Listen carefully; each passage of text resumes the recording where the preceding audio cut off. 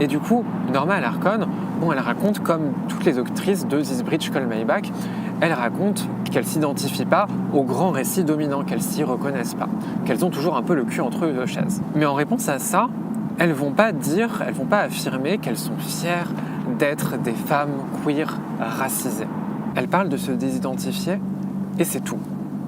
Elles ne parlent pas de reconstruire une identité, un truc tout propre pour être reconnu ensuite. Elles parlent juste de rester le cul entre deux chaises, d'habiter cet espace où il n'y a aucun habit qui leur va vraiment. Audre Lorde parle de différence, Chela Sandoval parle de conscience différentielle, Gloria Anzaldúa parle d'habiter la frontière. Et ça, c'est des idées qui ont profondément imprégné. Genre, Toscano, quand il parle du fait qu'il ne faut pas traiter le prolétariat comme une identité qui est déjà là, mais que c'est une classe et que c'est notre tâche de construire cette classe, il n'est pas si loin en vrai. Mark Fisher, lui, il reprend exactement la même formule, mot pour mot, 15 ans après, dans Politique des identitaires.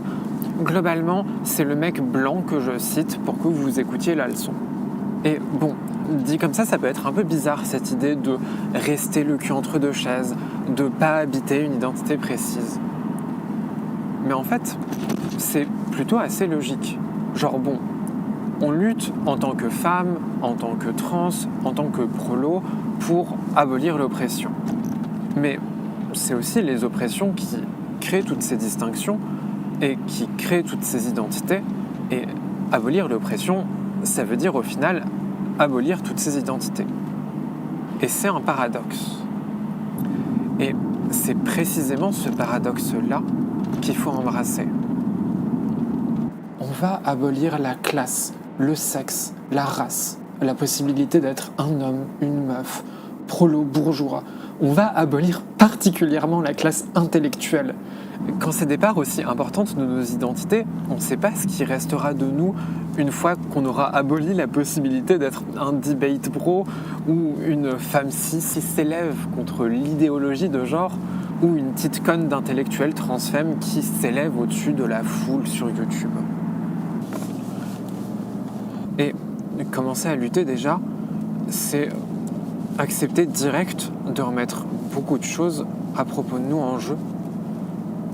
Quand moi j'ai commencé à lutter, j'ai dû accepter que j'étais une femme, j'ai dû accepter tout l'amour que j'ai pour le daron qui m'a battu et qui ose même plus me regarder aujourd'hui, tout l'amour que j'ai pour tout ce qu'il m'a légué. Lutter, c'est apprendre à se transformer.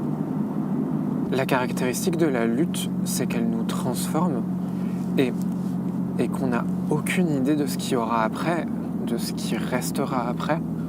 C'est devoir accepter que nos identités, elles sont des masques et pas en mode se déconstruire, tout ça, c'est juste artificiel. C'est des masques bien concrets, c'est des piles de cicatrices, de douleurs fantômes, de frontières qui sont aussi des blessures ouvertes et qui sont en même temps des sources de puissance incommensurables. Mais c'est aussi des masques qui seront profondément transformés et rendus complètement irreconnaissables par la lutte. C'est la déchéance subjective, comme le dit Fisher. Ça veut dire qu'il faut puiser dans nos racines tout en continuant de se désidentifier. Et il y a des pans entiers de culture qui se sont déjà formés autour de ça. L'afrofuturisme, comme le décrit Kodo Eshun, il imagine un futur ancré dans les cultures noires, tout en étant un futur complètement impossible à réduire à un futur noir. Munoz a écrit un bouquin complet sur comment les cultures queer de couleur se réappropriaient des récits tout en se désidentifiant de ceux-ci.